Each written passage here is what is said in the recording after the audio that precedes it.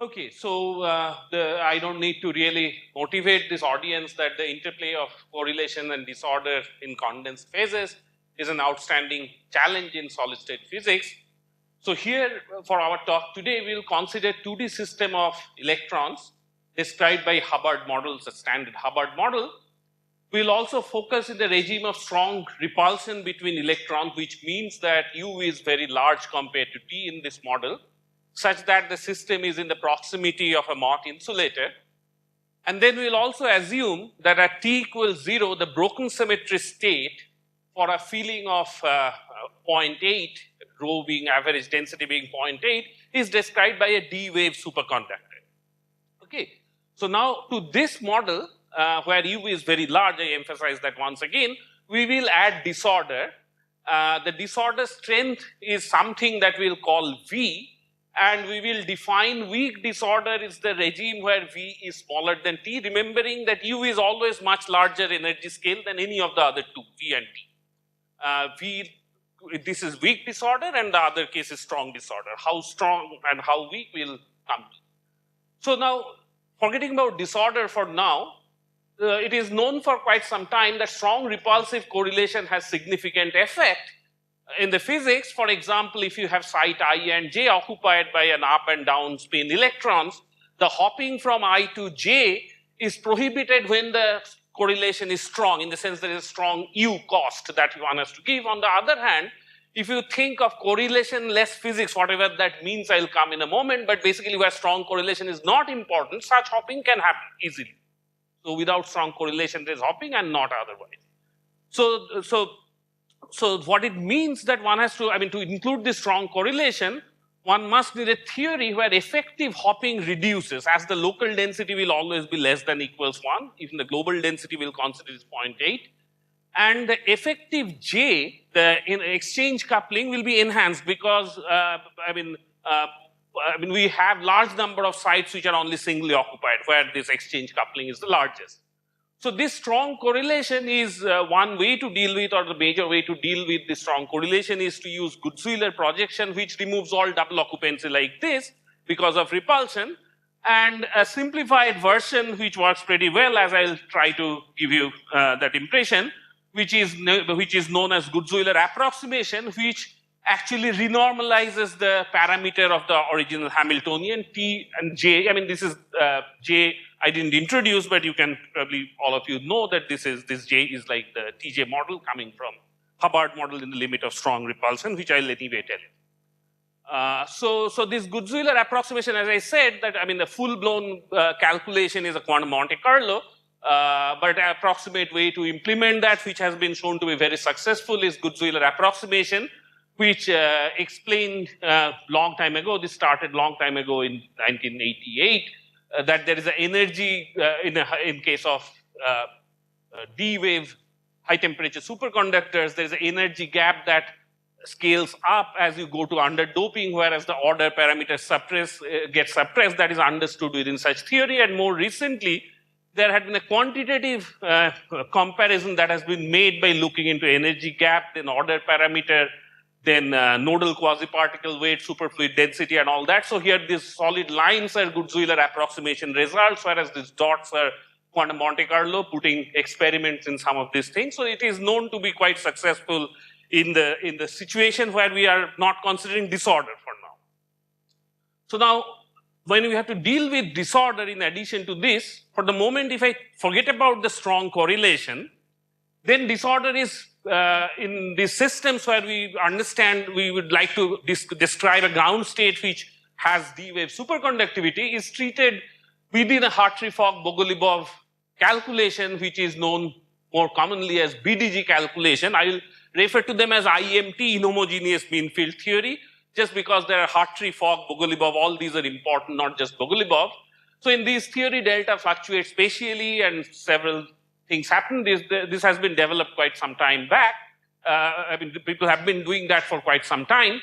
So now if you wanted to include the Gutzwiller physics within the strong correlation physics with this, you see that there is a difference between, again, strong correlation and without strong correlation, because now if you have, for example, an attractive well at site J, with strong correlation, which is still the highest energy scale, such hopping will still be prohibited just like before.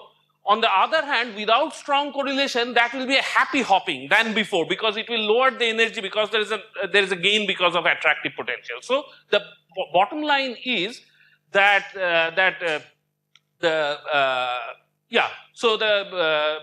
so basically now Gutzwiller factor with this disorder will depend on the local densities when you want to include this strong correlation in disordered systems. So there had been development in getting the correct Gutzwiller factor to include disorder, inhomogeneities and everything.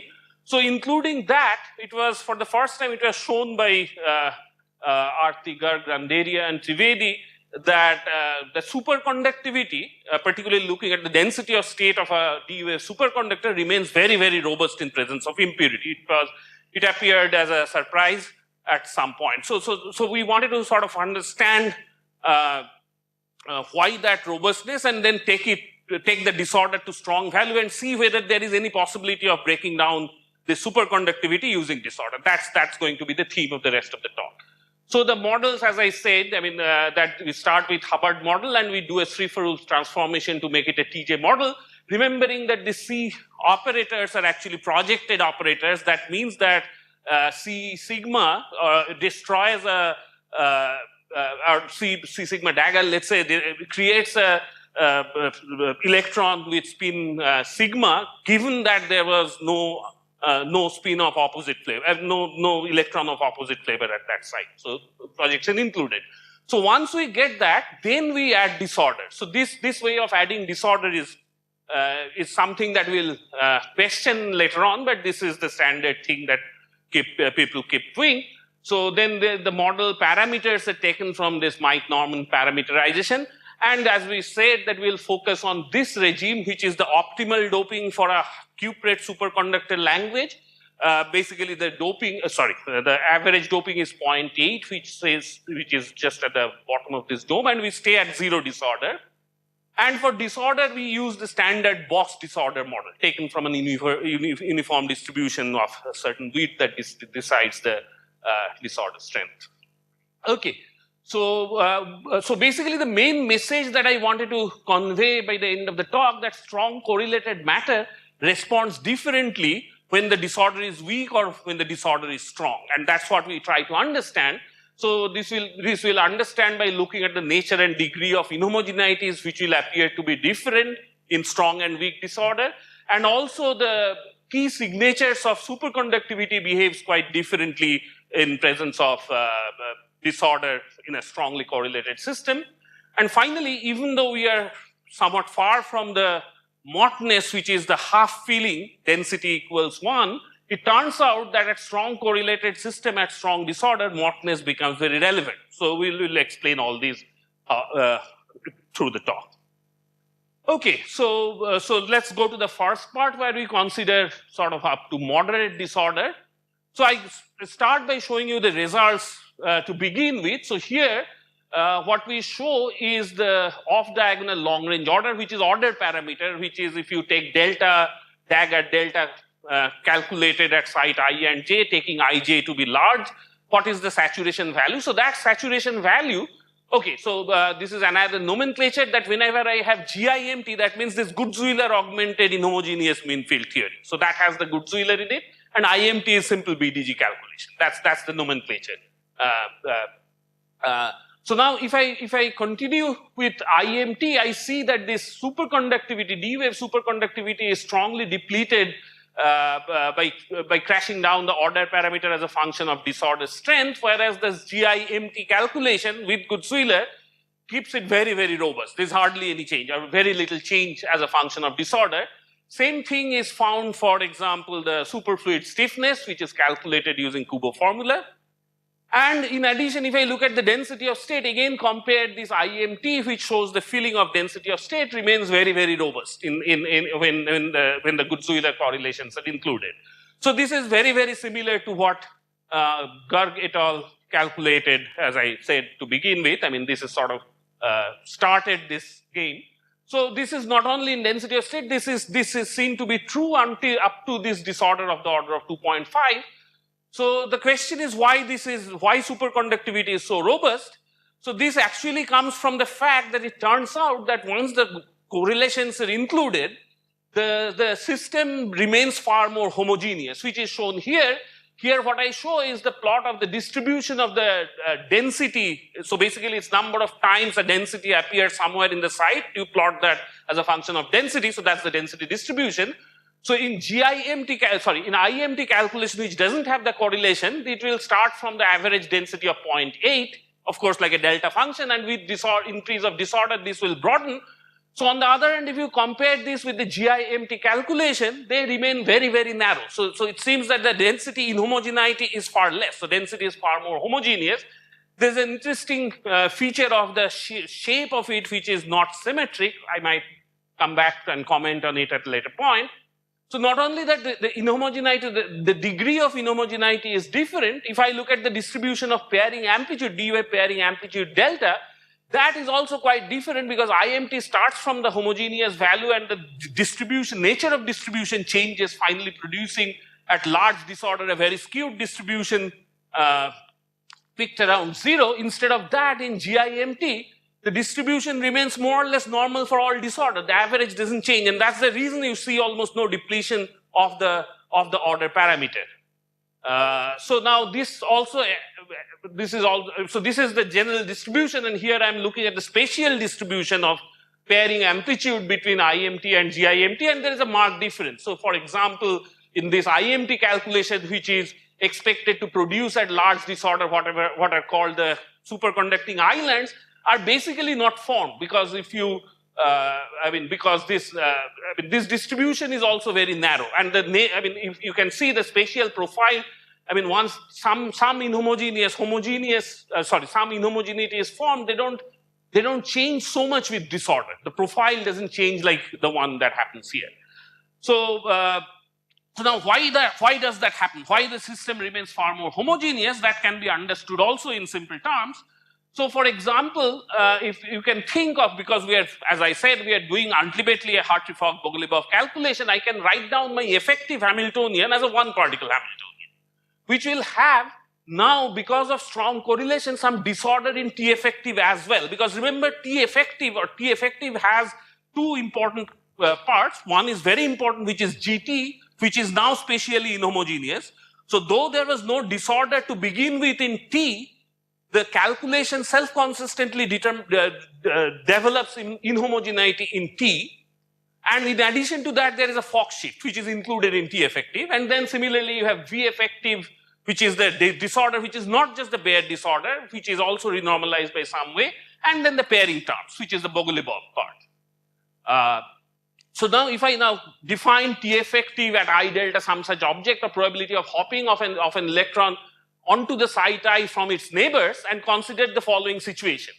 That let's have a deep valley in the potential, and if there is a deep valley, we will naively think that the density there will be large. Large negative potential, the density will be large because a lot of electrons will be populated there. But that's not the end of the story, because once the density becomes large here, you can sort of see, it is not difficult to see that the T effective will actually get smaller.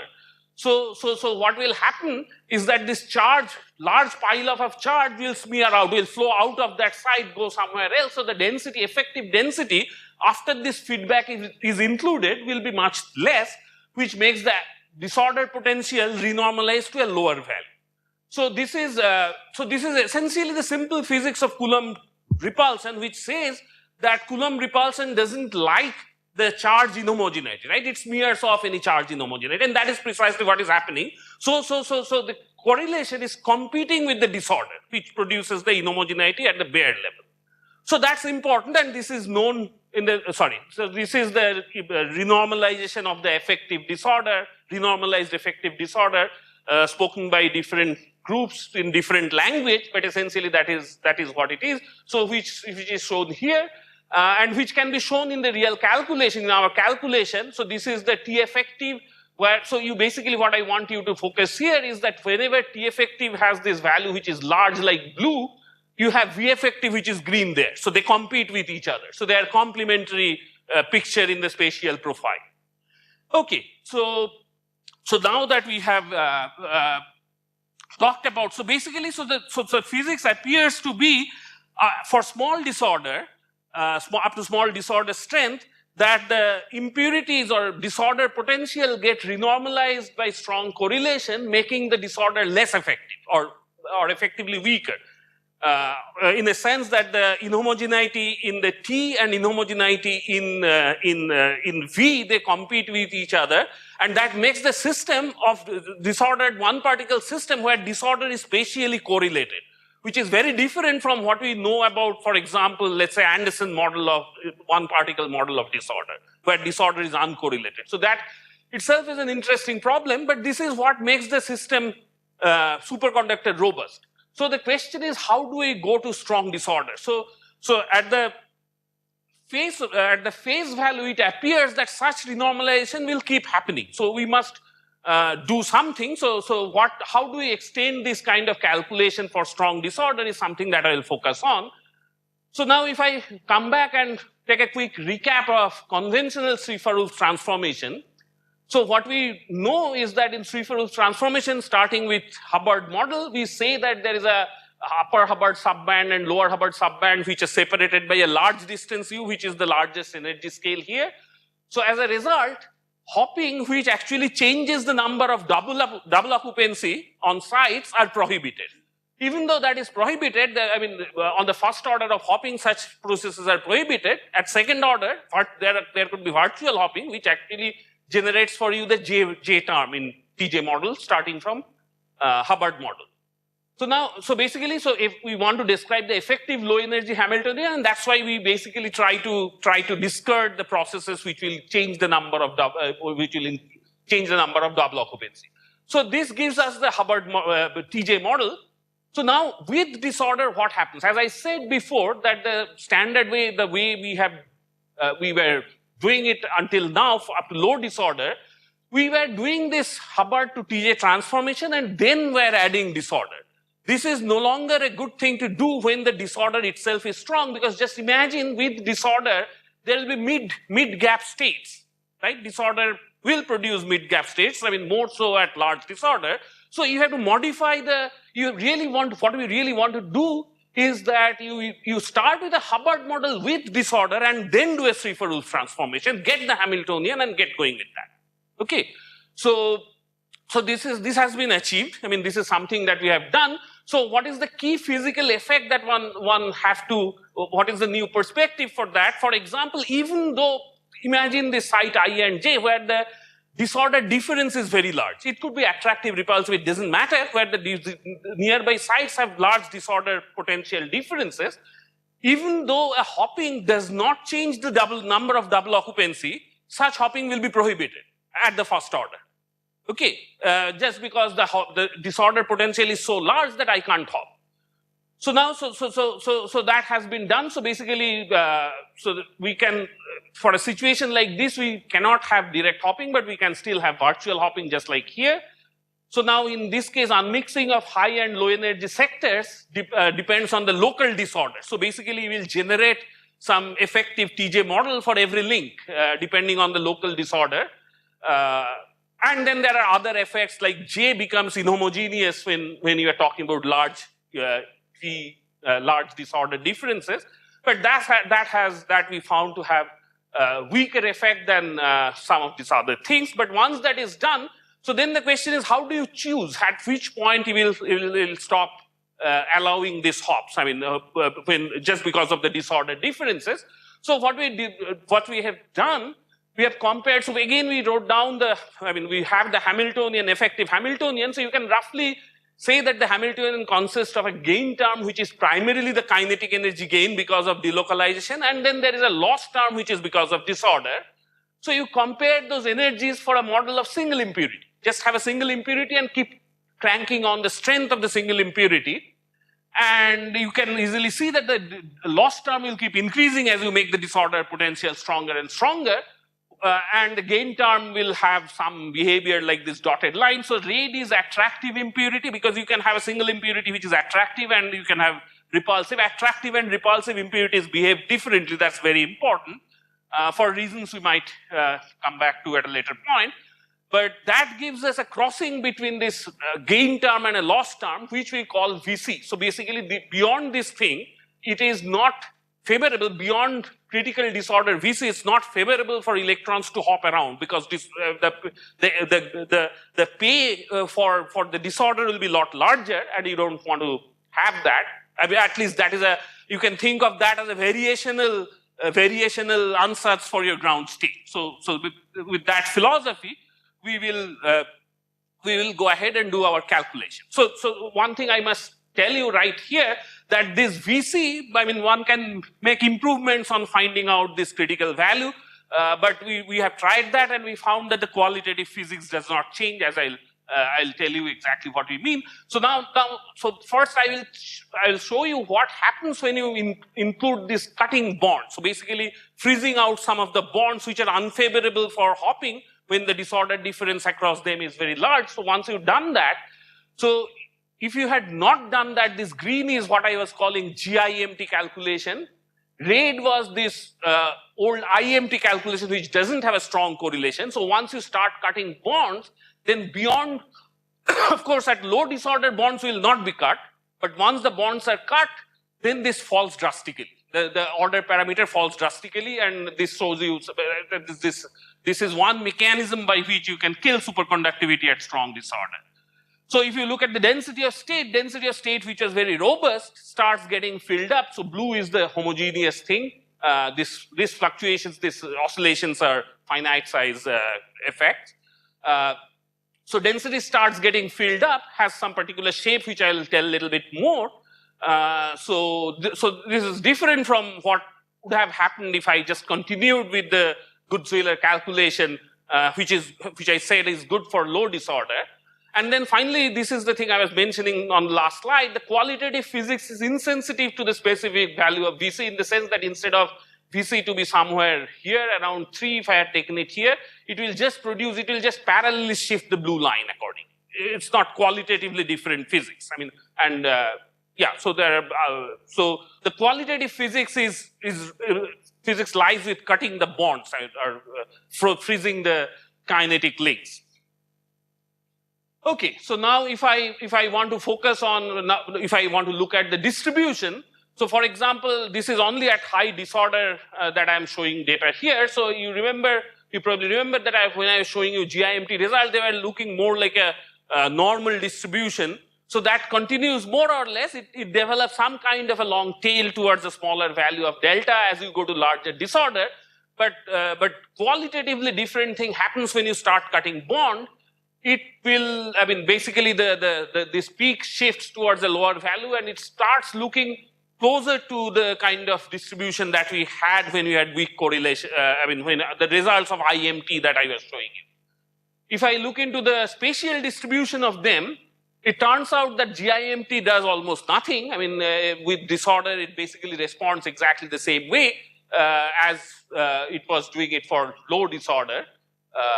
On the other hand, when I have this GIMT with cutting bonds, I develop regions and superconducting islands and everything, again something that is found in IMT calculations. Continuing further, if I plot the distribution of density, so this GIMT had some distribution. I was at least mentioning that it has an interesting asymmetry, and that continues like that. On the other hand, GIMT, when I start cutting bonds, it produces a large peak at density equals 1. So what happens is that because, so basically the attractive parts of the disorder potential, their electrons will get trapped, one electron gets trapped, and that gives you, those sites have this density 1. The rest of the things actually becomes, rest of this distribution goes closer to something which is a symmetric distribution at least. And then there is, I won't get into this much and come straight to okay, so here what we are plotting here, we are again plotting the regions now. We are identifying different regions based on some criteria. So, based on pairing amplitude, of course, largely by pairing amplitude. So blue are the regions here where the superconducting order parameter is large. Okay, and yeah, so that's the region. So these are essentially superconducting regime. So we put a cutoff and we colored them all blue, equally blue beyond some value. So it's that's why it's a coarse-grained picture. Then we have red regions, which is this dark red. These are the regions where superconducting order parameter is very, very weak and density is very, very, very large. Large in the sense that largest is 1 and it goes very close to 1. Actually, it's probably it is even greater than 0.99 or something. Anyway, very close to 1. And then we find that if we color some of the other regions which are violet, which are regions where superconducting order is very weak, but density is also not very close to 1. Remember, this is, I mean, we are still working with average density of the system being the 0.8 value, I mean, the optimal dome. So this is some other region, and they tend to surround most of the time the Mott region. So they are at the boundary of Mott region. They're forming the boundary of Mott region. So first of all, these three regions cover most of the systems, at least at large disorder. So most of the physics is determined by them. So to understand what these local regions are, and yeah, so the fact that this violet or this color surrounds this Mott region, so it looks like the Mott sites with increasing disorder nucleates this non-superconducting regime, because they're non-superconducting in the sense of having small pairing amplitude. They're very similar to the Mott region. Okay, so now what we have done here is to try to understand the three regions in terms of their local density of state. So we take these regions, we take all the blue regions and calculate the density of state, average over only blue. So, and similarly violet and red and everything.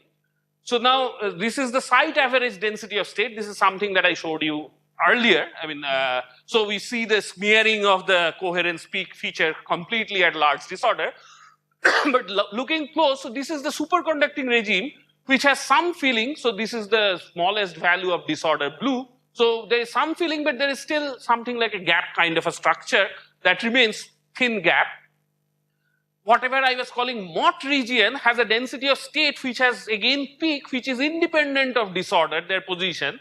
So that is understood, and that happens at a much larger value. So remember, this scale is like 0.25 and this is like 0.6. So this is essentially the spin gap, because you have these sites, I mean, in a fully projected space, you have this kind of a Mott site, and then you have density 1. If you have two such objects, you can make a singlet or triplet, and this is just the splitting of between the singlet and triplet, and that can be verified. So it's the J effective is the spin gap between the two.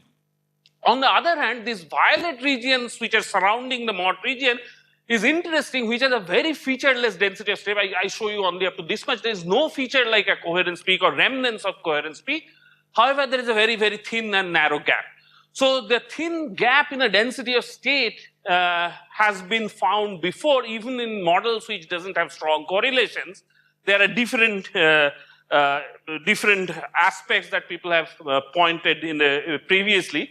In this, through this, we believe that we add to that that kind of debate, or in that kind of interesting discussion for understanding this thin gap in the density of state, the effect of strong correlation, because we believe this has something to do with the strong correlation in our calculation. This is under investigation, and I'll be happy to talk privately about that with you.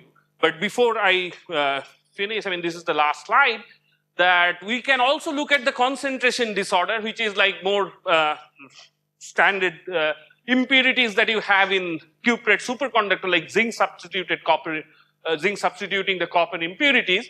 So there, if you keep doing GIMT, you have a very little suppression. So now you know that indeed when you have this strong disorder potential, this actually kills superconductivity.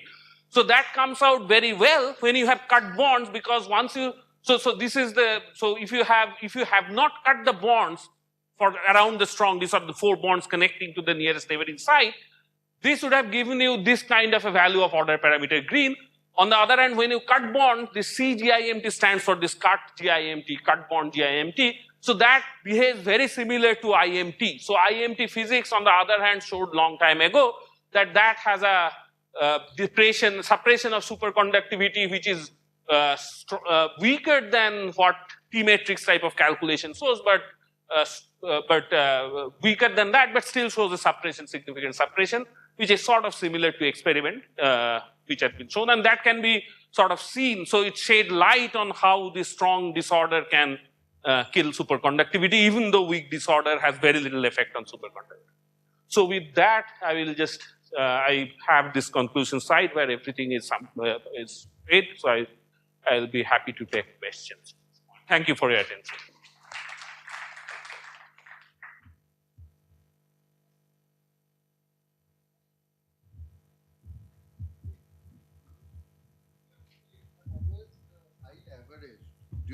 Can you have also site selective data? Right, one can do that. The difficulty is numerics because, because ultimately this is all zero temperature calculation. So you really have delta functions, right, in density of state.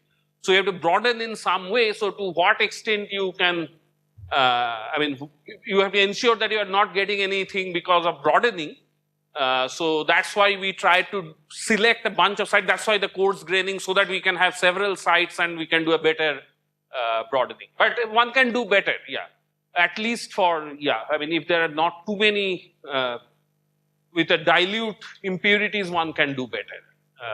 There are techniques for numerical improvement. In principle, one can, but what is the Hartree-Fock-Bogoliubov? Oh, so Hartree-Fock-Bogoliubov is just a mean field theory where you decouple in the in the Hartree channel, Fock channel, and Bogoliubov channel. Is that making any sense? So basically, so you had 4 fermionic. If you have an interacting model, you have 4 fermionic terms, and then in mean field you break it down into combination of 2 fermionic terms. So now you can have those 2 fermionic.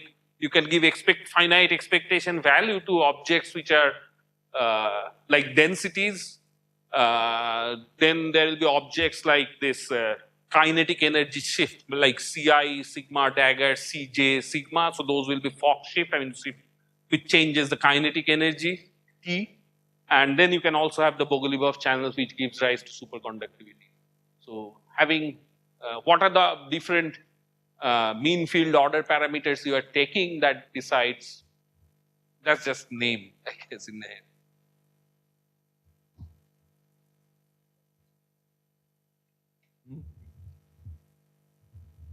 So you mentioned in your talk that this impurity basically just make the system more homogeneous. At low disorder, yeah. So that is. But I'm just wondering if because it's possible to have, like, if you start from a TJ model, then you have stripes, right? And it's basically the inhomogeneity driven by the repulsion. Right. Can you comment on that? Right. So, okay. So, yeah. So first, let me say this, that I wanted to focus at the optimal doping in the sense of density, which is 0.8.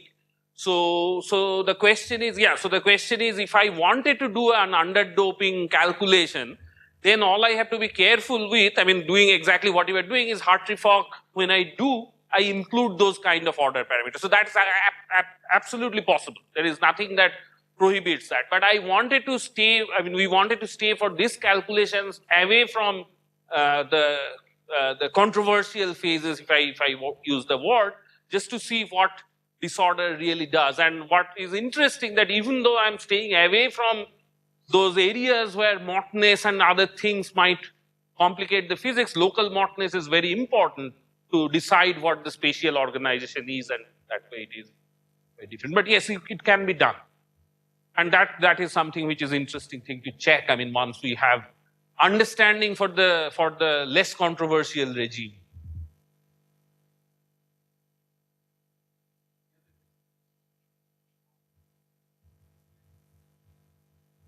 How important